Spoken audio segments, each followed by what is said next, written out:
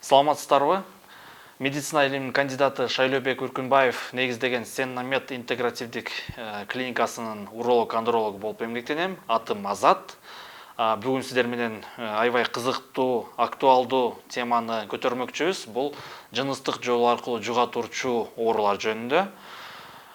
Бул тема өтө абдан чоң. Себеби дегенде жыныстык жол аркылуу жуга турчу оорулардын саны дагы көп. Буга аталып кеткен хламидиоз, микоплазмоз, уреаплазмоз, трихомониоз, гонореллез жана башка гепатит Б, С жана ВИЧ-СПИД же болбосо андан тышкары сифилис деген өтө коркунучтуу оорулар жөнүндө кеп болмокчу. Бул оорулар качан жугат? Бул оорулар ошо жыныстык кошулуу сактанбай болгондо, ошо жыныстык кошулуу тааныбаган бирөө менен болгондо, бат-баттан ошо половой партнер деп коебуз орусча, ошол бат-баттан алмашып турганда ошондой ооруларга душар болушу мүмкүн. Көбүнчө эле сразу эле кандай симптомдору бар деп сурашат. Бул тууралуу айта кетсек, симптомдору өтө такыр симптому жоктон баштап ириң агып канаганга чейин барат жыныстык мүчөсүнөн. Жыныстык мүчөнүн сыртына жаралар чыгышы мүмкүн. Анан ошондой сактанбаган кошулуудан кийин качан пайда болот деп сурашат. Ал где-то 3 күндөн баштап 10 күнгө чейинки аралыкта биринчи симптомдору пайда болуп баштайт. Биринчи симптомдору бул зар агыла турчу түтүкчөдөн ириң агышы мүмкүн, зар агылып атканда ачышыш мүмкүн, зар агылып атканда аябай оорушу мүмкүн. Ошо менен чогуу зарасы бат-баттан келип баштайт, сийгектеп, түнкүсүн дагы абдан көп туруп калышат, зар агылгандан кийин дагы толук чыкпай калгандай сезим болуп, пациенттерди абдан жүдөтөт.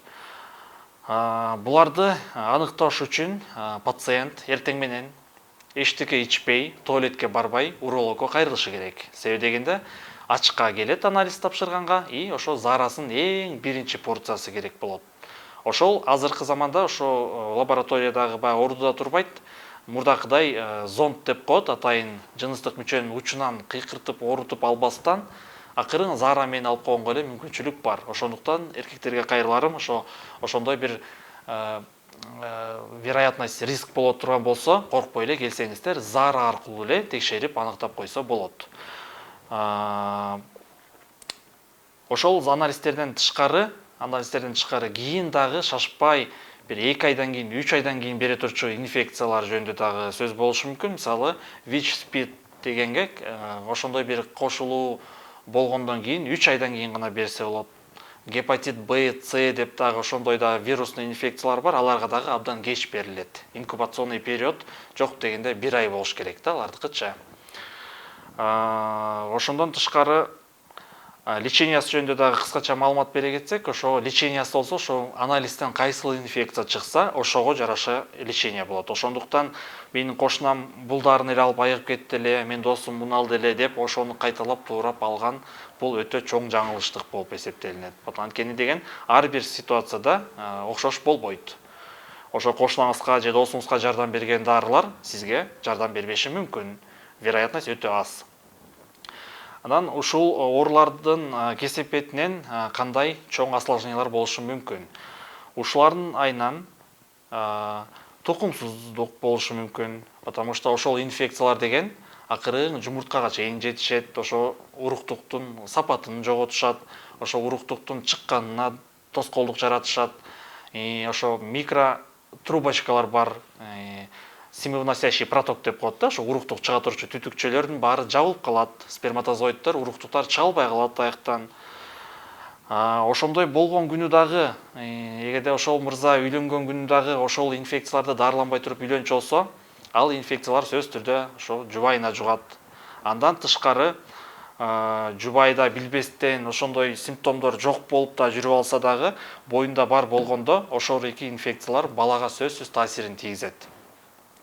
Балага таасирин тийгизгенде кийин бала майып төрөлүп калышы мүмкүн.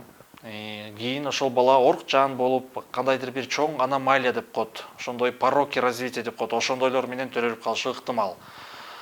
Эгерде эрте беременность жаңыдан болуп келатканда көп учурда самопроизвольный выкидыш деп коет, боюнан түшүп калышы мүмкүн, бала дальше өспөй калышы мүмкүн, жүрөгү сокпой калышы мүмкүн. Ошентип анан медикаментозный аборт кылып тазалаш да мүмкүн болуп калат. Булардын артында чоң последствия болот. Ошондуктан эркектерге, мырзаларга кайрыларым, жоопкерчиликти аялдарга эле жалгыз жүктөп койбостон, жоопкерчиликти тең алганды билиш керек. Анткени деген 50% жоопкерчилик эркектин мойнунда болот. Аман эсен бала болуубуз келет, ден соолугу чын болсун десеңер, ошондой мамилеге жол бербешиңер керек. Ошондуктан үйлөнөрдүн астында ошондой жубайыңар менен кошула электе сөзсүз бир урологко келип, жанагындай спермограмма деп коет, уруктугун тапшырып, уруктуктун качествосын, санын көрүп, ошого жараша акырын эрежеси менен алып барып, аягына чыгарып, тазалап коюш керек жанагындай инфекциялардан. Дагы айта кетчү нерсе, бүгүнкү күндө баардык толук шарттар бар. Тыйыны деле арыдан бери, мисалы эми ошол эле чет мамлекеттегилердин балалары менен салыштыра келсек, биздин Кыргызстандын условиясында өтө эле доступный деп айтсам жаңылбайм. Ошондуктан мырзаларга кайрыларым, ошо ден соолугуңарга эрте кам көрүп, убагында көрүп, эрте убагында көрүнүп койсоңор арзан да болот, жеңил да болот, эффективдүү да болот. Ооруну дарылаш албетте ал көп убакыт талап кылат, көп нервиңиздер да кетет тилекке каршы, көп тыйныңыздар да кетет. Ошондуктан ден соолугуңуздарга убагында кам көрүңүздөрдү суранам.